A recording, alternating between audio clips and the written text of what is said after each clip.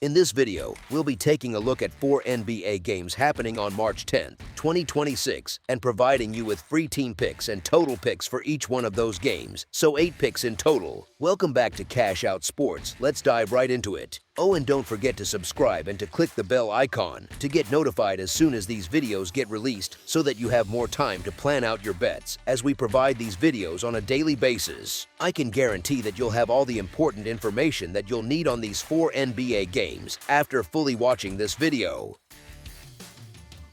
One more thing before we start, if you would like to gain access to our best exclusive sports picks to take your journey to the next level, then check out our Patreon in the link down below, where we offer our best single picks, parlay picks, and much more. Now let's get started. Memphis Grizzlies versus Philadelphia 76ers. The Memphis Grizzlies and Philadelphia 76ers meet Tuesday at Xfinity Mobile Arena in NBA action, and this matchup feels like two struggling teams trying to figure out who is slightly less of a mess right now. Memphis is coming off losses to the Clippers and the Nets, with the Mavericks waiting for them next, so the schedule is poking at them a little mentally as well as physically. They have dropped 11 of their last 14 games, and that kind of stretch starts to seep into habits, body language, and how hard a team fights through rough patches. The Grizzlies are still missing Ja Morant, Zach Edey and Brandon Clark, and Cedric Coward. Ty Jerome and Scottie Pippen Jr. are all sitting in that uncertain, questionable bucket that coaches secretly hate. When the rotation is that fragile, roles keep shifting, and it becomes harder for anyone to build rhythm, especially late in games when execution needs to be second nature. Things went from bad to worse when they were routed by a lowly Nets team that even rested Michael Porter Jr. Losing like that to a team that is resting a key player stings a bit extra, and it can quietly tell you where a group is mentally right now. Philadelphia is not strolling in with sunshine and confetti either, since the 76ers just lost to the Hawks and Cavaliers and have the Pistons on deck. They have dropped 4 of their last 5, and their recent form has the same kind of uneasy feel, just with a slightly cleaner box score most nights. They have already ruled out Joel Embiid and Tyrese Maxey, and VJ Edgecombe is listed as questionable, so the top-end talent is dented and the depth chart has more gray areas than they would like. Honestly, that is why backing them as favorites has not been an easy emotional experience lately, because the roster that people picture in their heads is not the one actually on the floor. Even with that, Memphis is dealing with an even longer list of injuries, and it has started to look like they are worn down to the point where they do not always seem fully locked into competing every night. Here is the thing, when one team is banged up but still generally engaged and the other is banged up and drifting, the effort gap can matter more than the talent gap in a random regular season spot. At home, the 76ers still have the crowd, the comfort, and enough functioning pieces to put together a solid performance if they simply treat this like a must-respond game. If they cannot handle a severely depleted Grizzlies group in their own building, then you really do start reaching for that panic button mentally, because there are no real excuses in a spot like this. The price on this matchup feels reasonable for what Memphis has shown lately, and the way the Grizzlies have failed to compete on many nights makes it easier to lean toward the home side covering if they show even a normal level of focus. As our first pick for this matchup, the Philadelphia 76ers to win and cover the spread as favorites is our full game side pick. The Memphis Grizzlies are averaging 115.7 points on 46.2% shooting from the field while giving up 117.8 points on 47.2% shooting, so their games naturally tilt toward higher scoring, slightly chaotic styles. They are knocking down 35.8% of their threes and hitting 79.3% from the free throw line, which quietly keeps their score moving even when the offense bogs down a bit. They allow opponents to shoot 36% from beyond the arc and are grabbing 43.9 rebounds per game, so there are enough possessions and enough clean looks to keep totals lively. The Philadelphia 76ers are putting up 115.8 points on 45.9% shooting while allowing 116.1 points on 47.1% shooting, which lands them in a very similar statistical neighborhood to Memphis on both ends. They are shooting 35.4% from deep and 81.3% at the line, so they also have that combination of decent perimeter shooting and reliable free throw scoring that helps push games along on the scoreboard. They are giving up 35.6% from 3 and pulling down 43.2 rebounds per game, which suggests enough pace, enough second chance opportunities, and enough defensive slippage to keep things from turning into a grind. When you put those profiles together, you get two teams that score in the mid-100 teens, allow about the same, and are not exactly locking people up right now, especially with star-level defenders and offensive anchors out of the lineup. That type of statistical mirror, paired with shaky defense and some tired legs, usually nudges a matchup toward a game where both sides can find stretches of scoring, even if the offense is not always pretty. As our second pick for this matchup, over the projected total is our full game total pick. Dallas Mavericks versus Atlanta Hawks. Dallas walks into this one looking battered on the surface, with that 21-43 record hanging over everything, while Atlanta strolls in a lot more confident after moving to roughly 33-31 and stringing together 6 straight wins capped by a sweep of Philadelphia. Public storylines almost write themselves here. A playoff chaser at home against a lottery team, a hot favorite against a team that just got blasted in Toronto by 30 points. The number the books hung reflects that story, a big cushion for the home side, but the matchup underneath the headline feels a lot closer than that simple narrative suggests. Atlanta has played like a textbook middle-tier group all season. The offense sits right around the middle of the league, the defense sits in that same neighborhood, and the overall scoring margin stays annoyingly close to even. This is the kind of team that wins its fair share but does not regularly blow the doors off anyone, more coin flip profile than wrecking ball profile.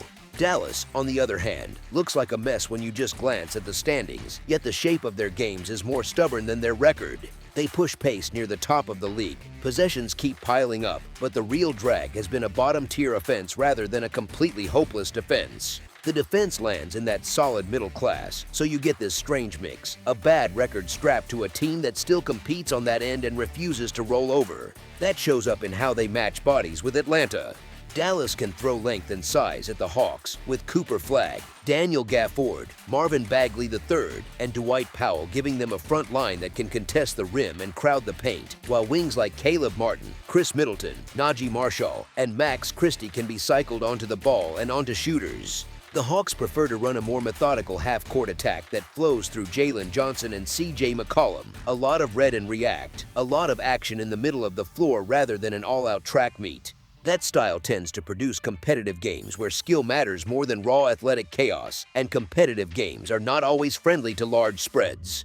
Injuries do lean hard on Dallas, and that is no secret. Kyrie Irving and Derek Lively II are already ruled out for the season. Depth pieces like Musa Sissa, John Poulikidas, and Tyler Smith sit on the doubtful side, and the rotation has been stripped down enough that casual fans might not recognize half the jersey names. Oddsmakers have priced that pain in, though, which matters for how you read value. Even in this short-handed state, there have been real flashes. Cooper Flagg came back from his own absence and immediately looked like a focal point, putting up a strong all-around line in Orlando while Klay Thompson caught fire from deep and reminded everyone he can still swing a game when the shot is falling. Even that ugly loss in Toronto had some backbone, with Gafford grinding out a big scoring and rebounding night and the team at least making the Raptors work their way to that margin rather than handing them a layup line.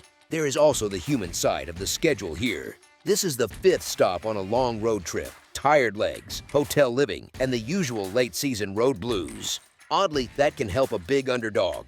Tired teams shoot early in the clock, benches get longer in garbage time, and those final few minutes often turn into classic backdoor situations where a double-digit margin quietly shrinks while the favorite simply looks to get out healthy. Against a Hawks squad whose season-long numbers scream solid but not scary, that kind of script feels especially live. As our first pick for this matchup, the Dallas Mavericks to cover the spread as underdogs is our full game side pick.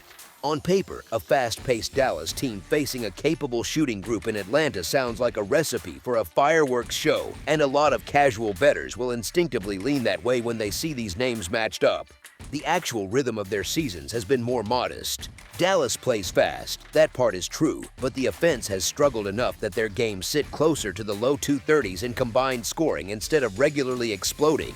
They are not walking through games, though. The identity has shifted toward length, defense, and on-the-job reps for younger players, rather than pure scoring fireworks. Cooper Flagg fits that template perfectly right now, more slashing, passing, and rim protection than pull-up shot hunting, which slows the scoring build just a bit, even as he helps the overall team quality. Klay Thompson remains dangerous as a catch and shoot threat, but he is used more selectively, picking his spots instead of chasing 15 threes a night. Chris Middleton also tilts the tempo down by default, living in that mid-range area, using strength and footwork, and turning possessions into slower, more deliberate trips rather than wild runs. That combination nudges Dallas toward games where each possession feels a little heavier, and heavy possessions rarely produce track meet totals. Atlanta, for its part, grades out as good but not overwhelming on offense. They land near the middle of the league in scoring efficiency. They give up a similar level on the other end, and their scoreboard numbers over the season look almost perfectly balanced between points scored and points allowed. They can absolutely shoot, with a strong profile from three, but the style under their current coaching setup leans toward half-court creation, sets that flow into late clock decisions, and a lot of responsibility on players like McCollum and Jalen Johnson to make something work against a set defense. That is fun to watch if you love details, but it does not always translate into rapid-fire scoring. Injuries on the Atlanta side also tug the scoring ceiling downward. Jonathan Kuminga dealing with a knee issue, plus depth guards like Ray J. Dennis and Keshawn Gilbert and rookie Asa Newell sitting on the doubtful side, shrinks the available rotation and cuts some of the energy that usually drives pace and transition chances. When depth thins out, coaches tend to shorten the rotation, slow things down, and trust their primary creators to manage the game, which naturally trims a few possessions. Dallas being short-staffed without Kyrie and Lively and leaning on length and defense points toward a contest that can feel choppy. More fouls, more half-court sets, more possessions where both teams are feeling each other out. The scoreboard can still feel busy, especially if shooters find a rhythm for short stretches, yet it does not take much resistance for a number in this range to end up a few possessions short of the projection. Unless both teams catch absolute fire from deep at the same time, the structure of this matchup hints at a total that looks a bit inflated compared to how these rosters have actually played across the season. As our second pick for this matchup, under the projected total is our full game total pick.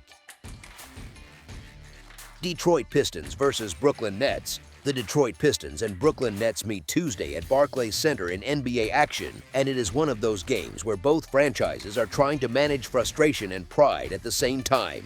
The Pistons are coming off losses to the Nets and the Heat, and they have the 76ers on deck, so their schedule is not exactly giving them a soft landing. They have dropped 4 straight, and when a young team keeps stacking losses like that, you can feel the tension building around every mistake. The Nets, on the other hand, just beat these Pistons and the Grizzlies, and they have the Hawks up next. That sounds decent on the surface, but it is sitting on top of a stretch where they have lost 25 of their last 31 games, which tells you the broader story is still ugly. They are flirting with the bottom, and it has started to look like the long view is more important to them than grinding out every single regular season win. The injury report shapes a lot of the context here. Detroit has ruled out Ausar Thompson with an ankle sprain and Karis LeVert with a left wrist sprain, so their wing depth and playmaking take a hit. Brooklyn has ruled out Igor Demon, but they expect to have Michael Porter Jr. back after he rested last night, which gives them a bit more scoring punch and size back in the mix. These teams just saw each other on Saturday, and that game turned into a gut punch for the Pistons.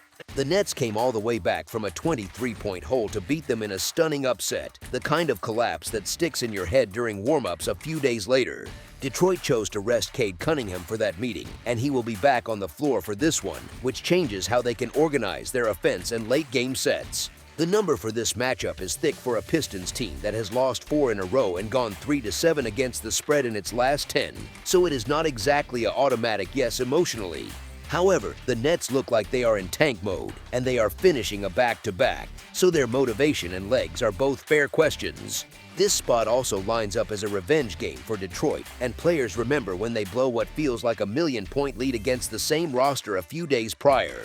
They need a win to feel like they are getting back on track, and recent history says they tend to show well in this matchup, as they are 8-2 against the spread in the last 10 games against the Nets. With that mix of revenge, rest, and matchup trends, this has the feel of a game where the gap could widen quickly if the visitors come out sharp and the hosts drift. As our first pick for this matchup, the Detroit Pistons to win and cover the spread as favorites is our full game side pick.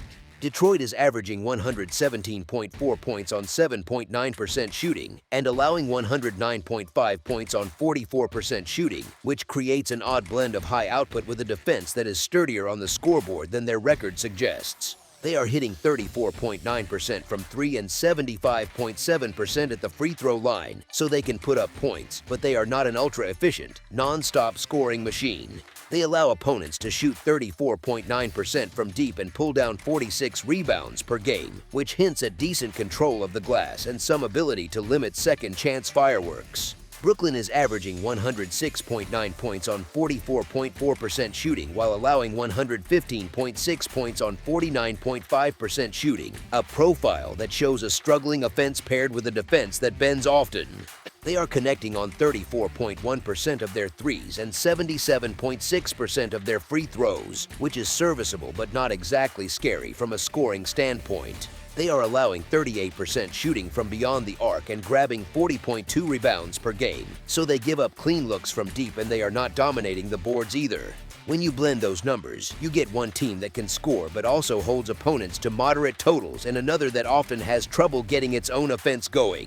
The defense for Brooklyn leaks, but if their offense remains choppy and Detroit is able to control the flow with better execution and more half-court possessions, that can keep the overall scoring from exploding. If this game tilts toward a lopsided scoreline at any point, there is also the chance of a slower pace late, more bench minutes, and fewer intense possessions, which usually works against a high total. So even with a few scorers on the floor who can heat up in spurts, the combined picture still leans toward a game where the number of points stays relatively contained rather than turning into a pure track meet.